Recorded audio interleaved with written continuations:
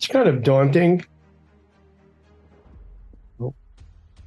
looking at the scope of things that's going on. To know where to go with what. Our life in Israel from when we moved here 31 years ago, we are just wired, I guess you'd say, to understand things from a prophetic perspective. And that means having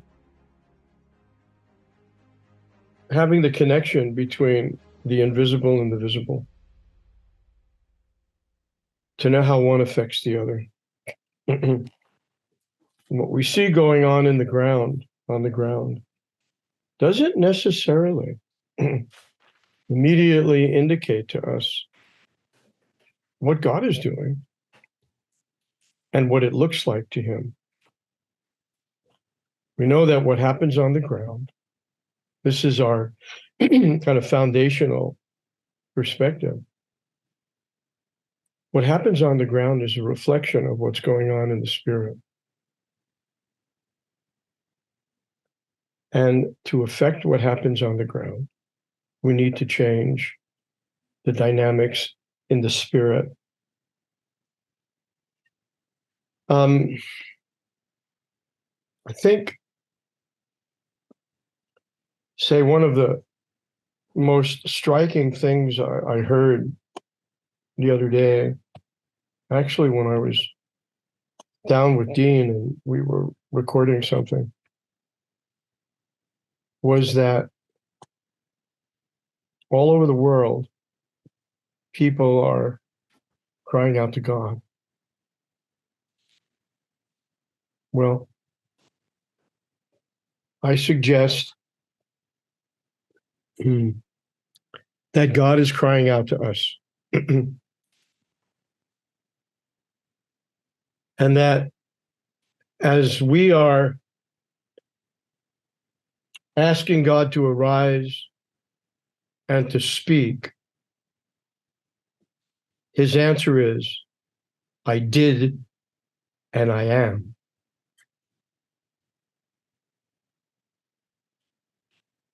We are very familiar with the perspective principle, he that watches Israel never slumbers or sleeps. And we apply it usually in a certain way concerning God is going to bring blessing. Well, actually, if you look at the last verse in Acts chapter 3, it says, and he will send Yeshua, who will bless you by turning you from your wicked ways, from your iniquities.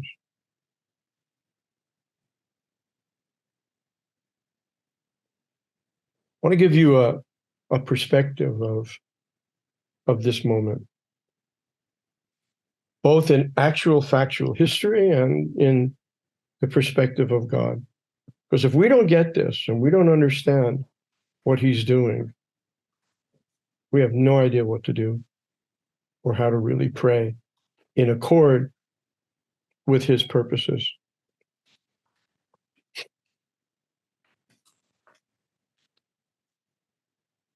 Yes, what's going on is wicked and it's evil and it's brutal.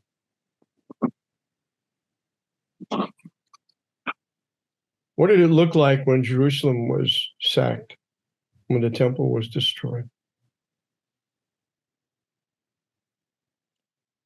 The Lord spoke in Habakkuk, it's written in Habakkuk that he said, I'm about to do something.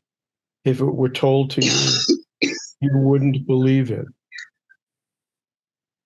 And that he was sending the Chaldeans, who he described as a horrible and brutal people. We see the same dynamic in Joel. where he talks about this destroying army that's coming. And it's a horrible and brutal people. And they're sent by God. In Habakkuk, there's no need to discuss this one. He said, I'm doing this, and you wouldn't believe it. We have this in biblical history. God chooses the days that things happen, the big things, for purposes that we will understand where he is, what he's doing. We know that when the day that the wall was broken through in Jerusalem in 70 AD, that was the anniversary of when the spies came back and gave the bad report, and the people cried out against God. We know that when the temple was destroyed, no, I got that wrong. That the day the spies came back, the day that was the anniversary of the day when Moses broke the tablets.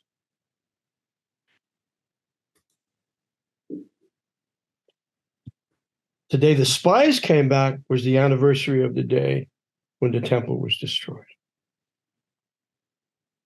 God is specific, and he wants us to understand the things that are hard to understand. I can hear you, so I'm closing. In 1967, Israel regained Jerusalem.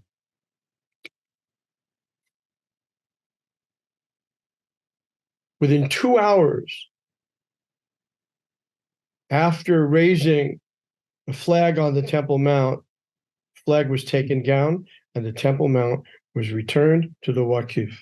It was given back to Jordan with no stipulation of any sort about the Jewish people being able to pray on that mountain.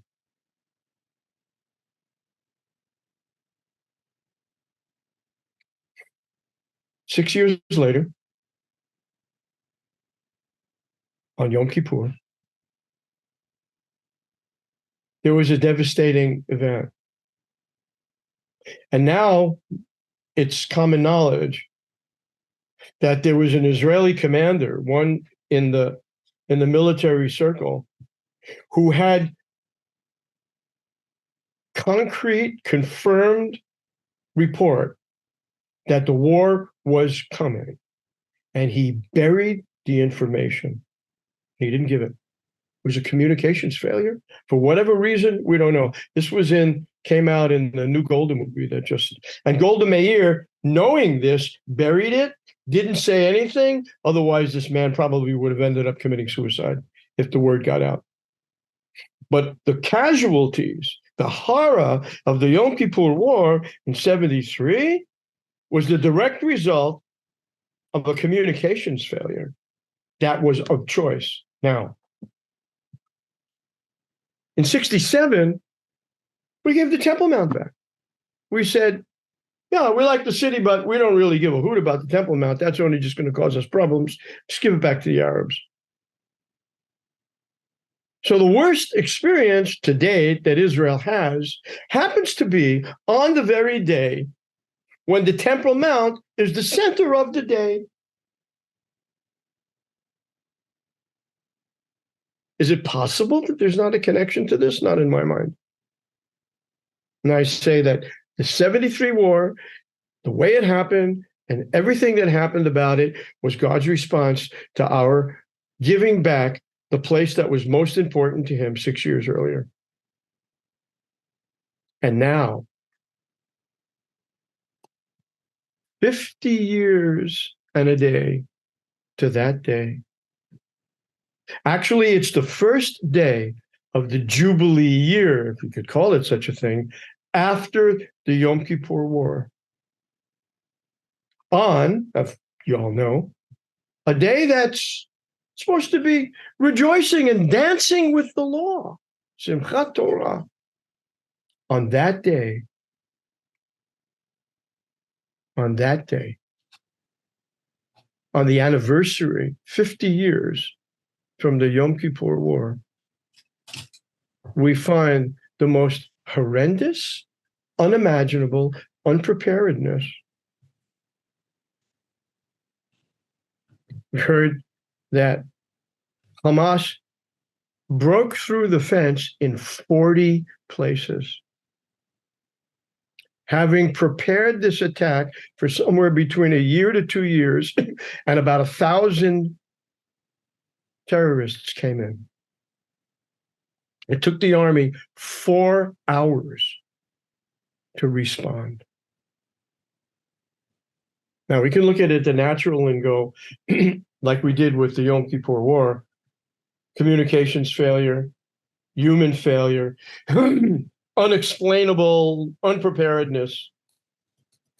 But I feel because of the days that they're chosen, along with the knowledge of some of the other dynamics that have been in the land for the last 50 years, I say, let's step back from this picture and see it as a prophetic cry from God.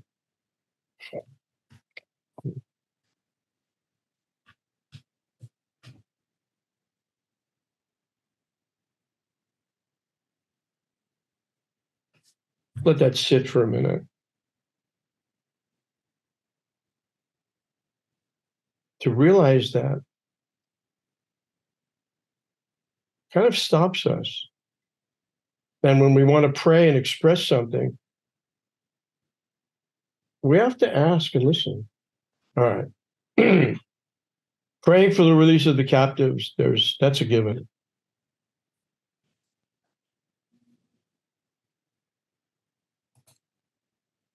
I tell you,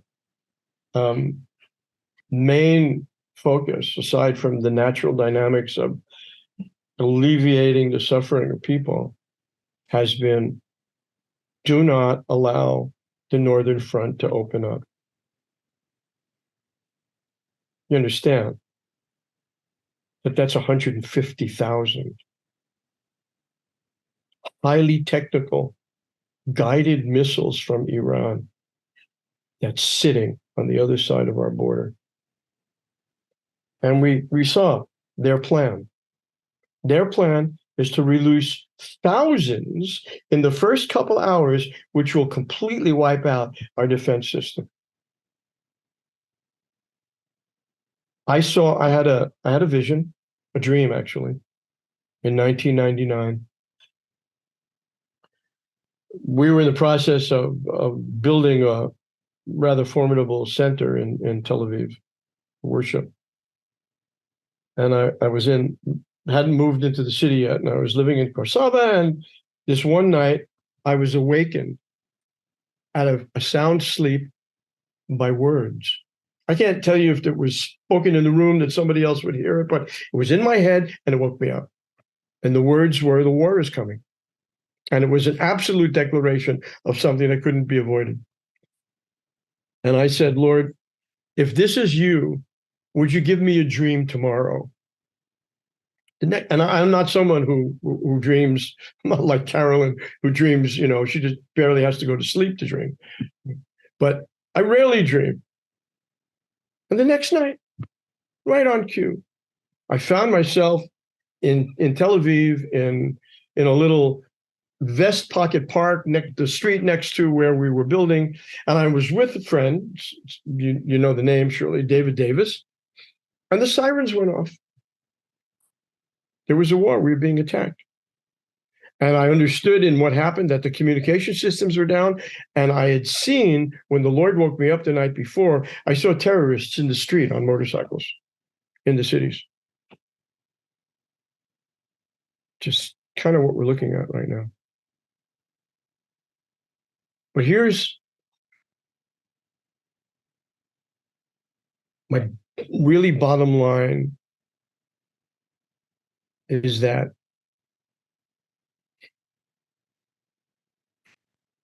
physical Israel is the reflection of spiritual Israel. Spiritual Israel is the one new man. It's the Israel of God. It's those who are circumcised of heart. Scripture is real clear that physical circumcision doesn't account for a whole lot, that the Israel of God is determined by circumcision of heart, not according to the physical. And that there's a connection between this visible and the invisible. There's a connection between the physical, between physical Israel and spiritual, which is the body of Messiah. And here's the premise that we've lived with for kind of forever. If that's true, and what's happening in physical Israel, this is the point, is the reflection of the spiritual state of the body of Messiah, where does that leave us?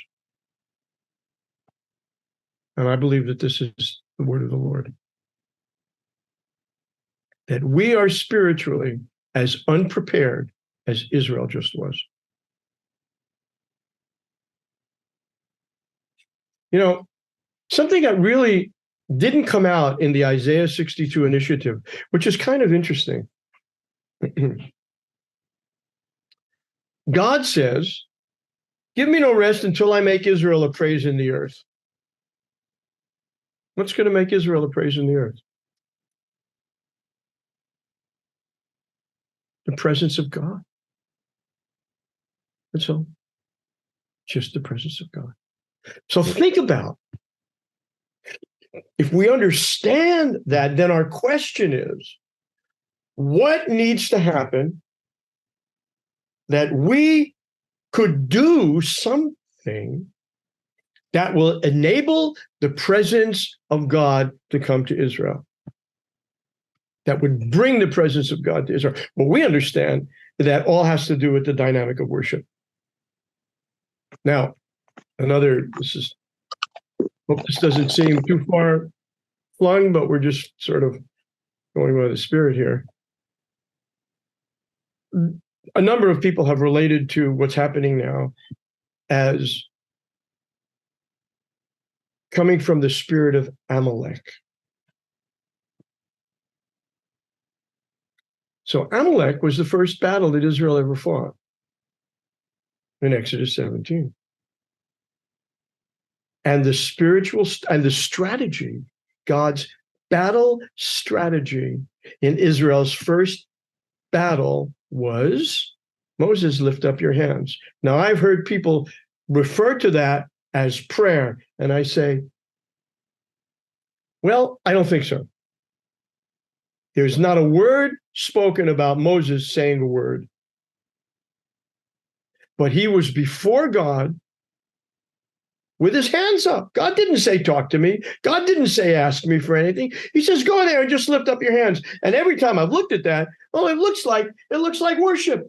This is when we do that. Either that or you're in the street getting robbed and somebody's got a gun in your back. But if you're in a congregation, in a spiritual setting, it's worship. And then somebody else mentioned how Esther went into the king in context to what Lord was calling from us, calling from the body. Esther laid her life down. She presented herself as a living sacrifice. That's Romans 12, 1 and 2. We're back to worship again. And here's the simple deduction. In order for God's presence to come to Israel, it's going to require us making a place for his presence. And I don't know that we'll get into this right at the moment, but this is something that, well, I think I will. Zion.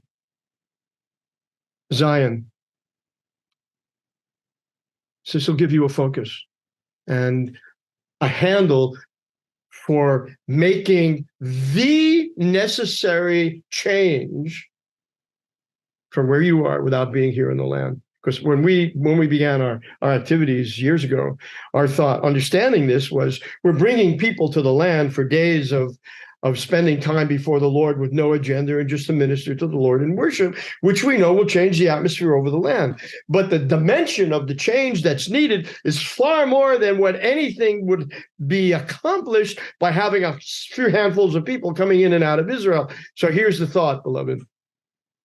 God's dwelling place is in Zion. It's the only place he'll dwell is Zion. And Zion is, the name Zion means dry and parched. It's not the hills of the mountains of Switzerland and the forests of Germany and the rivers of who knows where. It's a dry and parched land. That the only thing that's manifesting in that place is the presence of God. That's the beauty of it. And that's the land he chose where to dwell. So when we come to the Lord, this is how we've understood it going back 25 some years. When we come to the Lord empty, we're just here for you, Lord. We're receiving your word by faith that everything is finished and you've already given us everything we need for life and godliness. And you know what we need before we ask. And you're calling us to be in an intimate place with you. And we lay ourselves down looking nothing from God, looking for nothing from God and saying, here we are. I mean, I can unpack this a little bit more. But we're creating the atmosphere of Zion. If we will come to him for his heart's desire of being intimately with his people and nothing else, and giving him a space to just be himself without asking him for anything, we will create the spirit of Zion. And what happens in that place will affect physical Zion.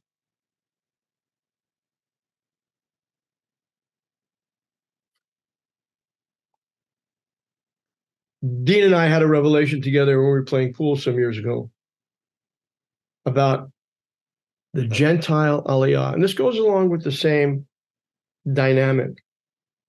The word Aliyah comes from the Hebrew verb that means to go up. We find it in the feminine third person as the word in Scripture to describe the sacrifice on the altar. It's the olah. And it's called that because it's completely consumed. Smoke goes up, and there's nothing left. So here was the thought. When the Gentiles would come to the Lord as living sacrifices, you are actually olim. You are making aliyah in the spirit according to the scriptural meaning and the Hebrew language. And that when this aroma is released unto the Lord, it will affect the spiritual realm and enable the Jewish aliyah. That the sacrifice being offered of worship according to the biblical precedent, biblical meaning, by the Gentile peoples making aliyah, worshiping the Lord. Now, remember this, you're grafted in to the Commonwealth of Israel. Means you have the promises, but it also means you have the responsibility and the calling. And the calling of Israel is to prepare the land as a dwelling place for the Lord, and themselves to be the dwelling place of the Lord. So as you're grafted in, you receive this same calling. So this dynamic of making aliyah and offering yourself as a worship is standing alongside Israel and doing what Israel was called to do.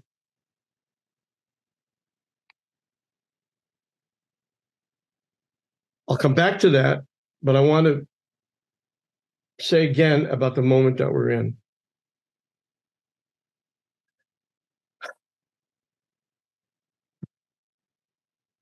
God's been calling to us for a long time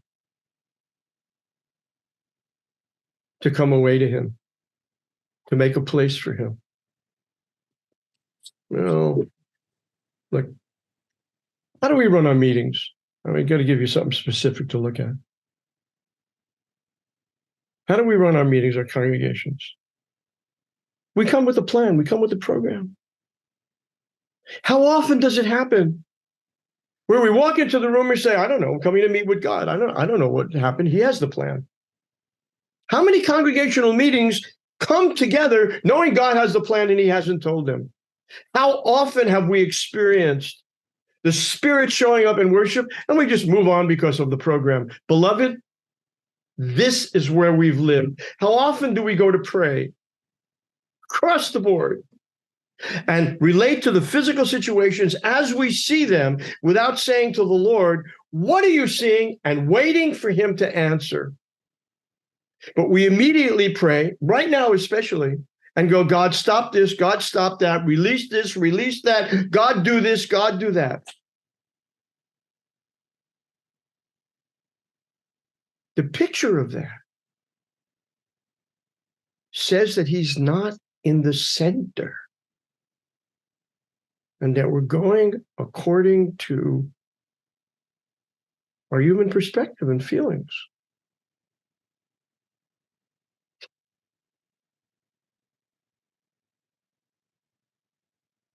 Beloved, we've watched over the last 10 to 15 years in the body breakdowns here. There were a couple of issues with certain groups where brethren came to positions and made judgments about whole groups, congregations, without ever actually sitting down and talking to the people and finding out what they were thinking. The culmination was with COVID. And the issue was not that COVID caused a division, but what happened in the COVID situation is people didn't talk to each other, actually refused. The people who were on the side of the government narrative, which I was not part of that,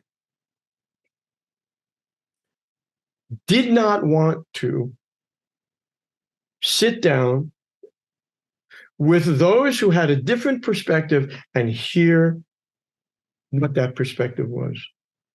It was adamantly rejected, and people refused to even talk about it. That was the culmination at a national level after two other incidents over the course of the past few years.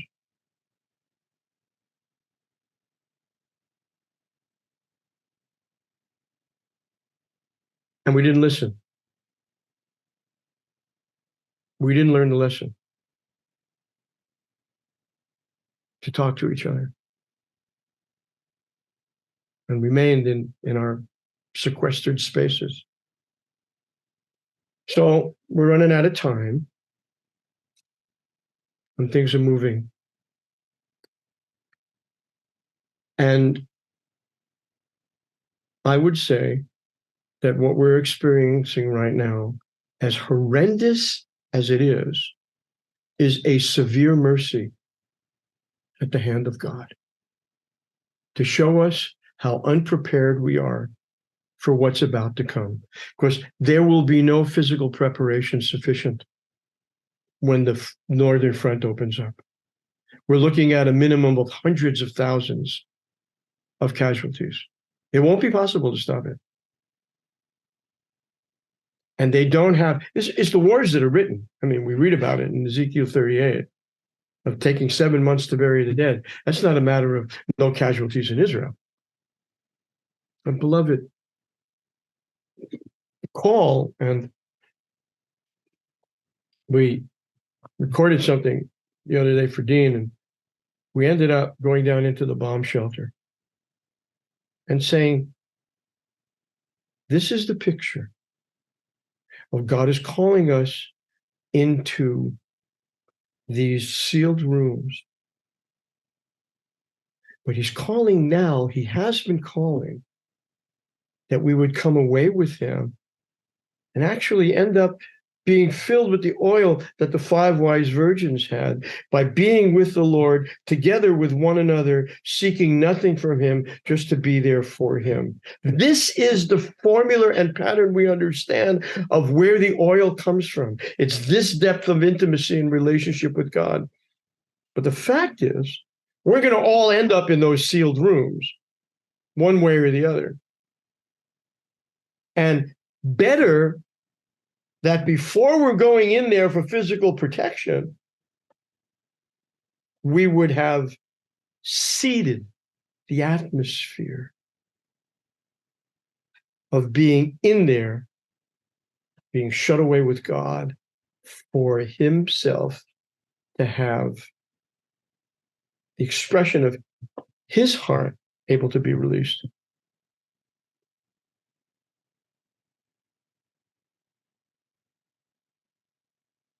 The body is very broken,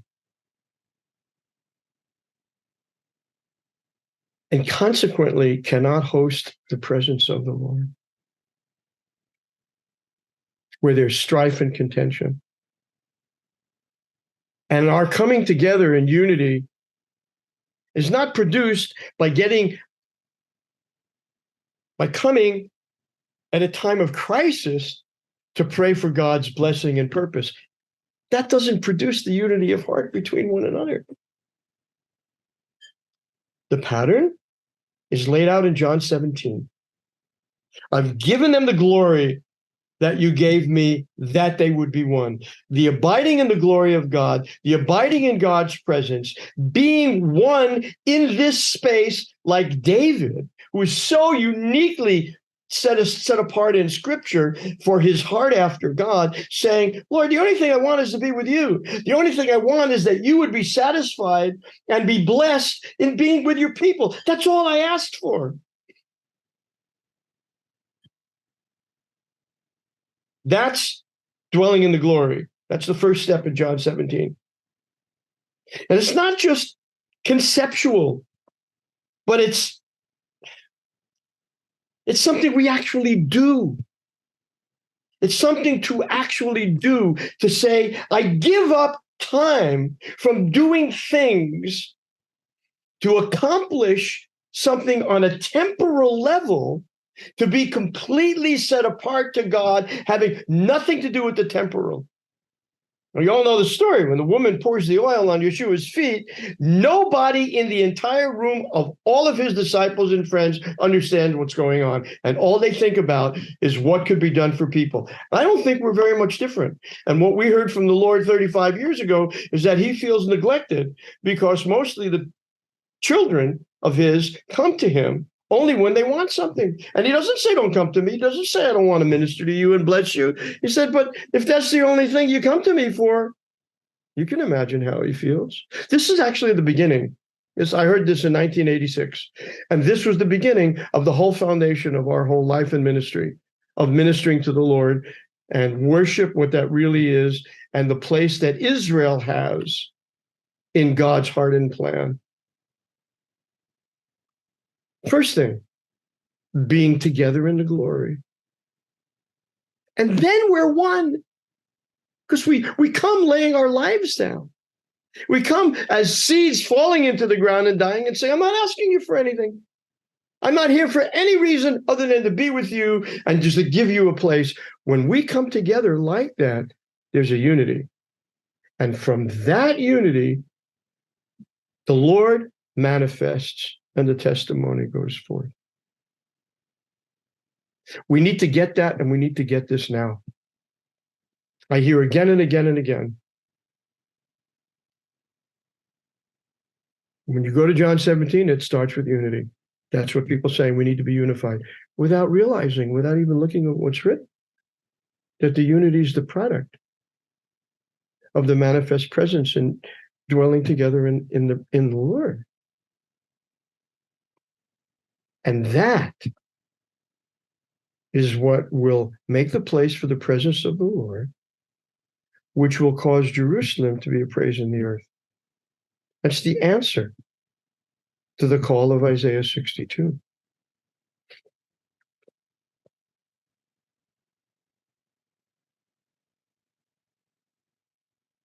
There was something else I shared with Dean earlier that he wanted me to tell you about, and it has to do with the United Kingdom, a spiritual perspective. The United Kingdom was given a mandate, has the mandate that all the believers have, which is in Romans 11, that says, salvation has come to the nations to make Israel jealous. The word jealous means actually to stand alongside. So to read that in its essence, what it's saying is, God is saying to you, I've given you what I've given you, the blessings, the understanding, and salvation. And the first thing I want you to do is see about Israel. I want you to turn to Israel and be a blessing to Israel as a result of what I've given you. This is really not the focus where the church has had. So we've basically misused what God's given us, and it carries consequences to it. But this is the call to all of the nations that's clearly written and supported again and again. Of course, you know what it says, that his coming is connected to Israel saying, Baruch haba b'shem Adonai. And when the Lord opens the eyes of Israel, it's life from the dead for the world. And, you know, we have multiple scriptures that you all know about that. But in addition to having that calling from scripture, the United Kingdom had the Balfour Declaration, which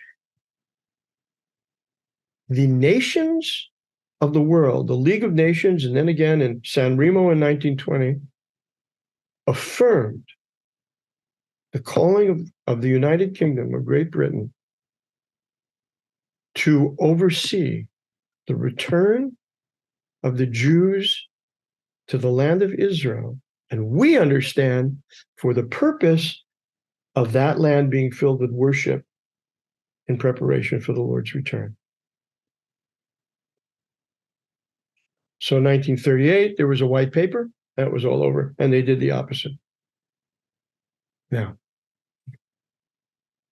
the Commonwealth of Great Britain encompasses its 53 nations. 13 of them really take the British throne as their sovereignty, as their sovereign. And then 30 whatever still relate to it a little bit at a lower level.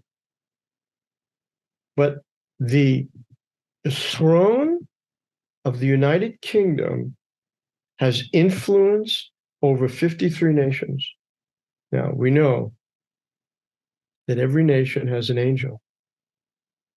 I mean, we don't have the list of them, but we know there was an angel of Persia, Prince of Persia.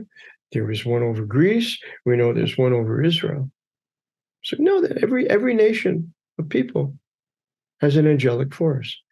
Now, the angels, it's written, are given as our servants to serve the children of the kingdom. And as such, they will, I don't want to say like they take orders from us, but if they're to serve us, that they won't do anything that we're not doing, that we're not focused on. But conversely, and here was the point that Dean wanted me to drop with you. When the body in the United Kingdom, whatever proportion this is to be the critical mass, understands the calling of Great Britain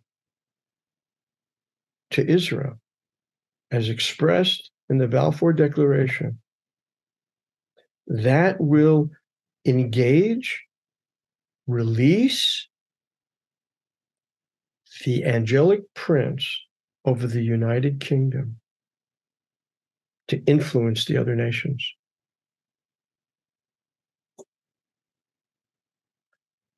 The chief lodge of the Freemasons is in London. Give you an idea of the dimension of the authority, albeit dark, that's there. Consequently, if they had that much authority in the dark, you can be sure that they have more than that in the light. Right now, God is, we're watching this and we're engaged in it, so I can say this with some level of knowledge.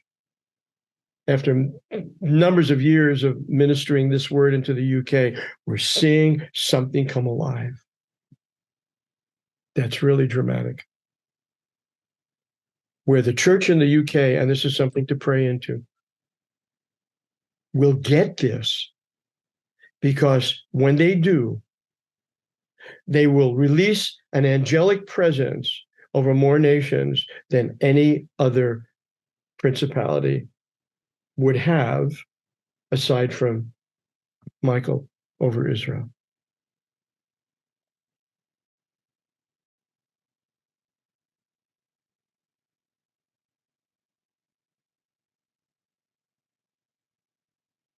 You got a lot of puzzle pieces just now. A lot of thoughts, a lot of points, a lot of perspectives. And they all fit into the same puzzle. Giving us understanding of, hopefully, God's perspective.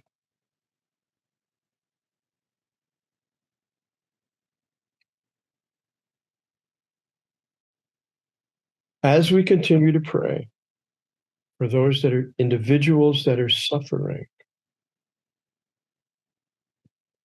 now bear in mind God's greater concern, at least as I'm presenting it to you, as we think it to be,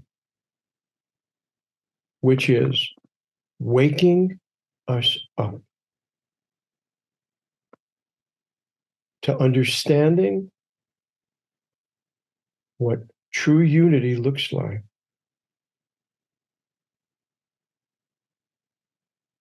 Of receiving one another in the heart and breaking with the spirit of the accuser, which is so subtle. One more amazing thought. In the Garden of Eden, when I say take this and really sit with it and ask the Lord to show you not just your actions and your words, but your thoughts and intents of how you think about people, how you think about things, how we respond to things. In the Garden of Eden, Adam and Eve there's nothing missing. Nothing missing beyond that. And then all of a sudden, the serpent comes along and tells them, you really can't trust God. He's not okay. Now, there's nothing at all that they would have experienced to support that. And how amazing. How amazing. They just accepted it and digested it and responded. Just by this squiggly creature coming into the garden and says, God really doesn't care about you. And he knows that if you do that, you'll be like him. He doesn't want that. And they don't go back to God and ask him anything. Like, God, who is the serpent? What's he about? But they just accepted it. And here is the sin that we have found in the body, in Israel, which I know is reflective of the nations. People received reports about others and never checked and took them as fact. We personally have experienced that at a national level years ago and watched it. And this is the crux of the whole thing.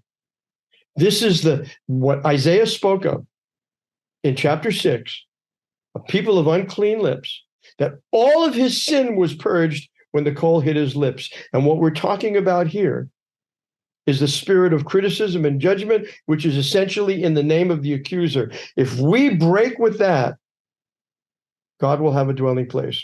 And we need to come before him that we will see this such that we will be completely delivered from this dynamic, both individually and corporately. The bottom line of everything is God is saying, make a place for my presence and come into the secret place and abide with me. And what's happening now in the land is the result of God having spoken and our not having listened. And we know that it's the hand of the Lord by the way the dates have unfolded and the things that related from 67, giving back to Temple Mount, to the Yom Kippur War 7th free, and now 50 years later to the day. We are caught completely blindsided. So I leave that with you to sort through and allow what witnesses to be of the Lord to affect how you engage with those things